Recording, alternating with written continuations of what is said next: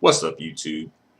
So, I want to talk about and compare the earnings of Black men and Black women, as well as compare those earnings to different racial and ethnic groups.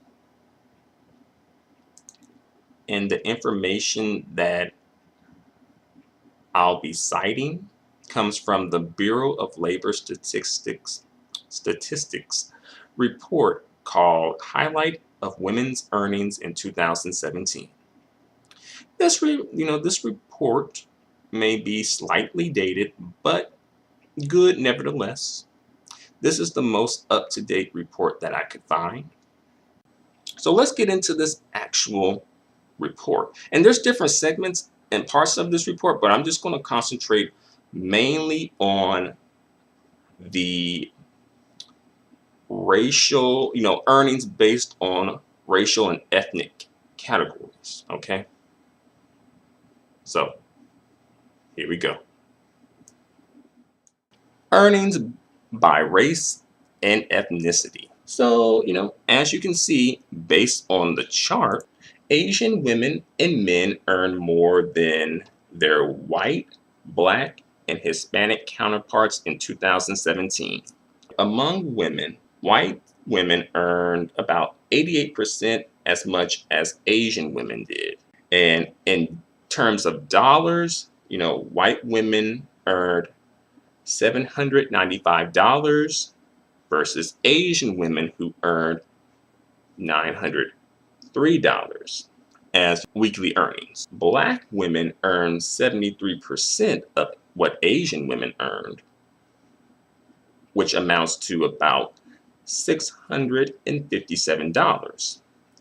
And Hispanic women earned $603 of what Asian women earned. About 67% of what Asian women earned. And that amounts to about $603. Now, when it comes to the men, these earning differences were larger. White men earned 80% of what Asian men earned. So this amounts to white men earning $971 weekly, while Asian men earn $1,207 weekly. Black men earn 59% as much as Asian men earned, which amounts to $710. Hispanic men earned $690, which is about 57% of what Asian men earn. So as you notice, Asian men and Asian women have the highest earnings. Very conspicuous. And this is one of the reasons why Asians are referred to as quote unquote the model minority, right? Earning differences between women and men were largest among Asians and among whites, okay? Asian women earned 75% as much as Asian men in 2017.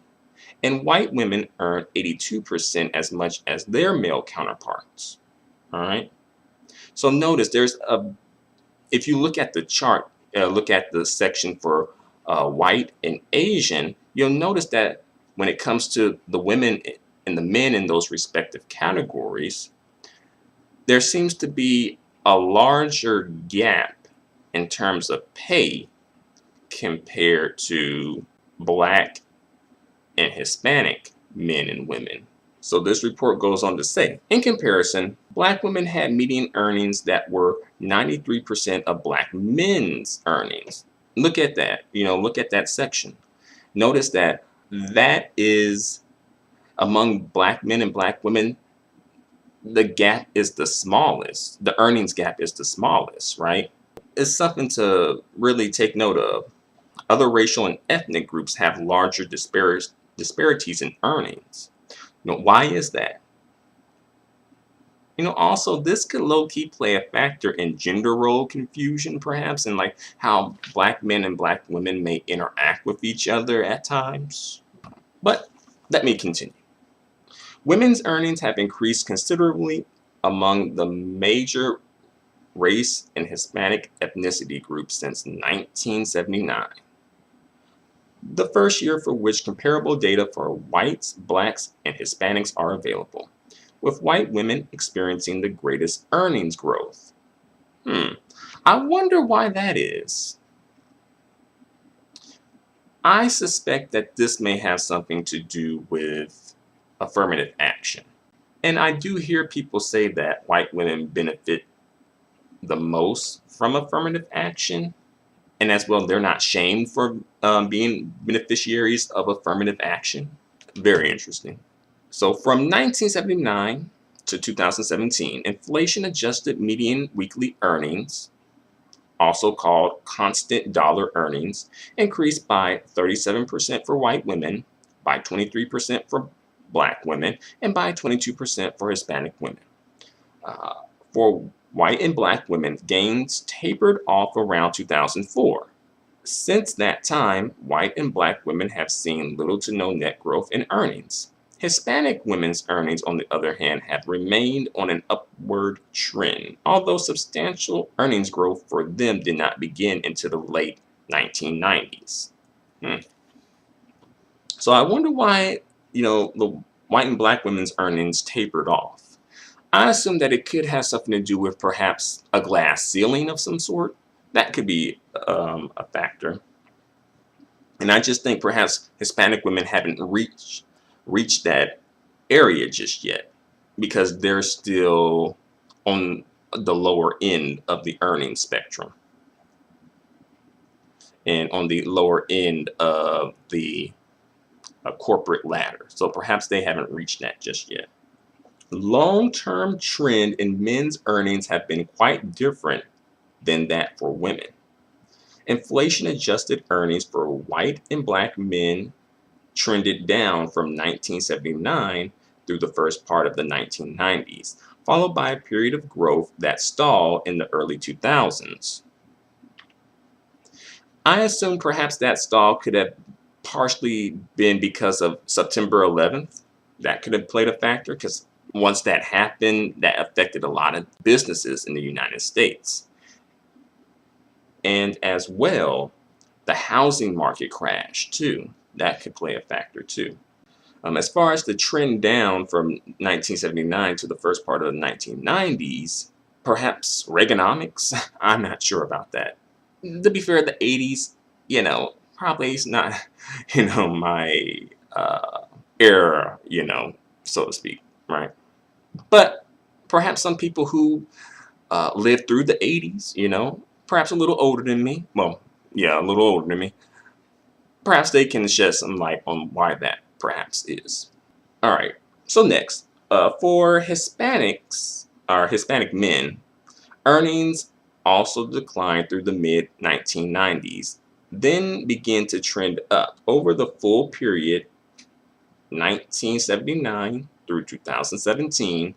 Inflation-adjusted earnings for white, black, and Hispanic men have shown little to no change on net. So when you adjust for inflation, it seems like, the salaries for white men, black men, and Hispanic men have pretty much more or less been constant and the same. Well, I think for women that wasn't like that. And I think partially because of maybe companies perhaps trying to be a bit more diverse as well. Women, especially women of color, are considered, perhaps like a double minority, a person of color and a woman. So perhaps that could play a role in it as well. You may notice that all that information I was talking about didn't include Asian men and women. Well, data for Asians were not tabulated prior to 2000. So before year 2000, the data for Asians in terms of median usually weekly earnings doesn't exist. Between 2000 and 2017, inflation-adjusted earnings grew by 16% for Asian women and by 24% for Asian men. So therefore, because of this information or lack of information, we can only compare Asians with other racial and ethnic groups from year 2000 and onward. I want to talk briefly about the methodology. how they, got the information and conducted the research and all that good stuff. And then after that, give a disclaimer about the information that comes from this report. Okay. And this is the report. I printed it double-sided. All right. So this report presents earnings data from the Current Population Survey, CPS.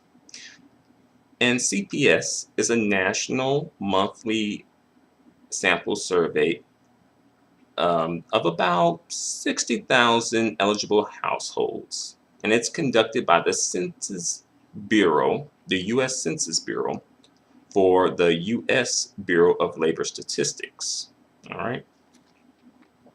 The weekly and hourly earning estimates in this report reflect information collected from 1/4 of the households in the monthly survey and averaged for the calendar year.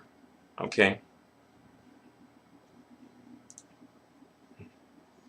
The earnings comparison in this report are on a broad level and do not control for many factors that can be important in explaining earning differences, okay, such as job skill and responsibilities, work experience, and specialization. The earning estimates referenced throughout this report are medians. That's important to note, medians. And the median is the midpoint in the earnings distribution, okay? Meaning, or with half of the workers having earned above the median level and half having earnings below the median level. So when you hear median, think midpoint. So it's like the midpoint where you're in the middle in terms of earnings. So like they said, this report is going to be, the information presented is not going to be based on the lowest amount of earnings or the highest amount of earnings, but rather the mid amount, the middle amount of earnings, right?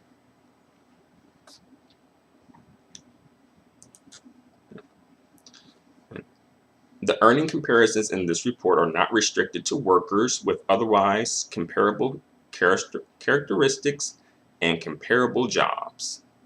Even controlling for one of the factors may not fully explain earning differences. All right. So basically they're saying that this report it includes everyone regardless of, job titles and characteristics. So some people may have jobs that are similar to other people's jobs in this survey, and some people may have jobs that are completely different. All right. So it's like, while it includes similar jobs, it includes different jobs, and that plays a factor in the amount of money that people make too. All right. So now I'm going to talk about the reliability of this information. I'm going to speed it up and get to the good part, all right? And get into the actual report, which is kind of interesting. All right. So reliability. All right. Statistics based on the current population survey are subject to both sampling and non-sampling error. When a sample rather than the entire population is surveyed, there is a chance that the sample estimates may differ from the true population values they represent. Okay? So they're using a statistical model here to represent the entire country, right? Instead of actually surveying every single person in the country, they've used a statistical model and used a population that they feel represents the average, group of people. All right.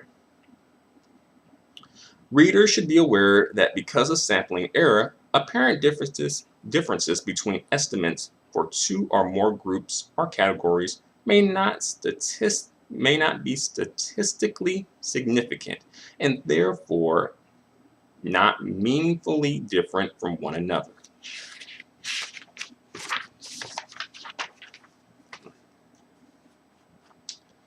The CPS data, current population survey data, also are affected by non-sampling error. Non-sampling error can occur for many reasons, including the failure to sample a segment of the population, inability to obtain information on all respondents in the sample, inability or unwillingness of respondents to provide correct information, and errors made in the collection or processing of the data. Okay, so that is this methodology and the disclaimer. All right, but I am pretty much done. All right, that's pretty much the end. So what do you guys think? I kind of just felt that this was some information that was interesting, and that I just wanted to see what you guys think. I think it is good to know this type of information. And also it's good to see how, we as Black people stack up. We stack up in terms of each other, but also in terms of being compared to different racial and ethnic groups as well. But what do you think about this information? Do you think it's an accurate portrayal? Do you think there are some things that were left out? How do you feel? Let me know in the comment section. Until then, adios and goodbye for now.